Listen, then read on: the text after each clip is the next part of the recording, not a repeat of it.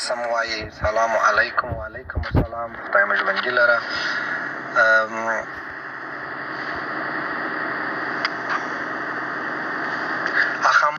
هخامنشیانو په اړه بحث ډېر دغه دی. هخامنشیانو په اړه بحث ډېر ګډوډ دی. هخامنشیانو ډېر کوښښ وکړي چې ځان ته هویت جوړ کړي، خپلې ژبې د جوړولو کوښښ یې وکړي. مثلا دوی راولاړ شوله د اعلامي او بایبلي په مرسته یې غوښتله چې نوې ژبه جوړه کړي، هغه هېڅ نه وسوله.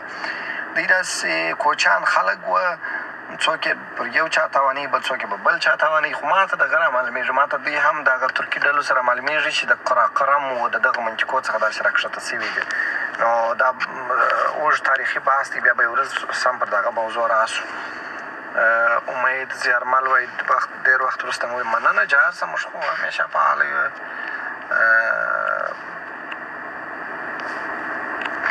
وزیر اکبر خان وایي فارس خو نه دی. یا ګوري فارسیانو په اړه یو بحث مې پرون وکړ، بل ورځ د یو دغه څخه د یو اروپایي پروفیسر دا ولیدی، هغه ډېر منطقي بحث یې نه دی کړی. یوه خبره یې کړې ده چې مثلا فارسیان چې دا د زیوس خدای چې راولاړ سو، هغه د دغه سره واده وکړي، بیا د هغه اولادې ته پرسیان ویله، پریوسیوس چې و. دا زما موټر چې دا اوس زه پکښې ناست یم، دا پریویس دی. پریویس او پریوسیوس و، دغه چې دي دا نومونه چې دا د دوی د الهو نومونه دي. نو دا دوی راخیستي چې بیا پر خپلو ځانو مېښي دي.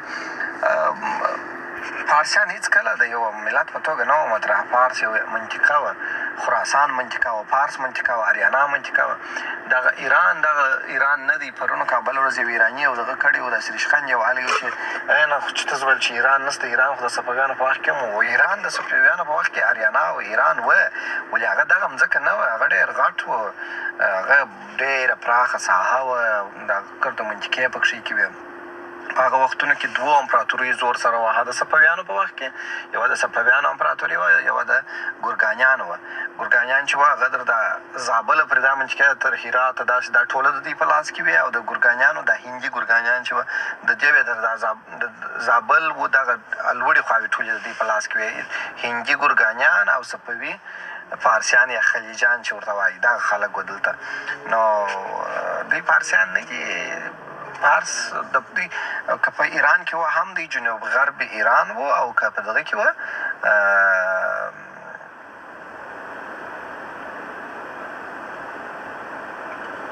کاکا خلقی صاحب وایي چې زما دغه وایي زده ده، وایي روسي مې زده ده. نو تا په روسي کې شتو یا ش اواز نه دا ژبه ورباندې قطعېږي، هغه دی چې سخت شین ورته وایي. نو دا هغه شین دی. یو شی ته ستاسې ټول څخه هیله کوم، د خلکو سره ښکنځل مه غبر کوئ. که تاسو د خلکو سره ښکنځل غبر کړئ، هغه اوږدېږي. نو ښکنځل د خلکو سره مه کوئ. دوی خپل دغه کوي، خپل بد اخلاقي ښکاره کوي، تاسې مه ورسره کوئ.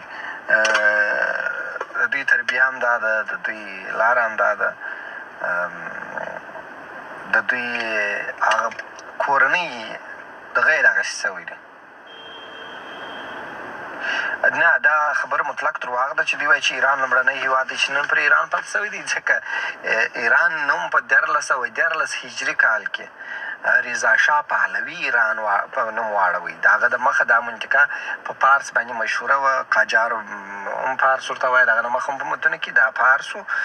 ایران چې و هغه دغه ټوله منطقه وه. دغه ایران د ارنین آرین د دغه اوښتی حالت دی. دا ایران چې دوی یادوي دا اصلا اریانا ده، چې د دې مرکزیت او محوریت چې دی د افغانستان دی. د افغانستان دغه چې دی بلخ بختې. تاسو چې اوس هم مزار شریف ته ولاړ شئ، هغه هلته دغه وګورئ، دا د بلخ خلک اوس هم پښتانه دي. هغه د بلخ د خپله د ولسوالۍ کفایت الله رضوان وایي ښاغلي صاحب عربان زیات متمدن دي که فارسیان. دا یو بل بحث دی. د عربانو تمدن او د اریایانو تمدن او د بل چې څوک یاد کړل فارسیانو تمدن دا فرق لري. اول بحث دا دی چې اریایانو له میلاده څخه اولنی تمدن چې په نړۍ کې موجود دی هغه اریایان وه. په ټولو کتابونو کې تر ټولو لوی تمدن او ټولو پخوانی تمدن هغه اریایان دي. د افغانستان چې دغونه بې نظمه دی، د هر وخت چې جنګونه دي، دا په دې خاطر چې د نړۍ 50% څخه تر 15% پرې خلک په دغه جغرافیه کې اوسېږي. هند، چین، افغانستان، پاکستان، دغه 15% د دنیا خلک په دغه منطقه کې د اوله څخه تر اوسه پورې اوسېدله. نو په دې خاطر د افغانستان چې دی دغه نکته ده چې دغه د 15% خلکو دروازه ده. نو په دې خاطر د افغانستان وضعیت ټول عمر دغسې دی. او د اریانا چې مرکزیت یې افغانستان و، په دې خاطر مهمه وه چې دلته ډېرې ښې اوبه وې، ډېرې ښه مځکې وې د کښت. نو په دې خاطر د اریانا مځکه مهمه سوې وه او افغانستان په همدې دلیل دغه و. څخه اکثر به خلک پوښتنه کوي چې پښتو دونه پخوانۍ ده نو کتابونه یې چېرې دي. اوس نو تاسې ګورئ په غزني کې د مسلمانانو د راتګ د مخه، د عربانو د راتګ د مخه د پښتنو د هندو پښتنو پاچاهي وه، لوی خان یې ورته ویله. دغه لوی خان دا دلته دوی امپراتوري درلودله. دا دغه پسې راغلله، دا ترکتباران راغلله، دا خلک یې پسې واخیستله او دلته اسلام یې راوړي او هغه لوی بچ یې دلته په مځکه ومنډوي او دغه سو دا کیسه ولاړله. کله چې مسلمانان دا ځای ونیوي، د محمود غزنوي یو دغه درلودی، یو خاصیت درلودی چې هغه ډېر سراش و، ډېر یې غوښتله چې د اقتدار شوقي و.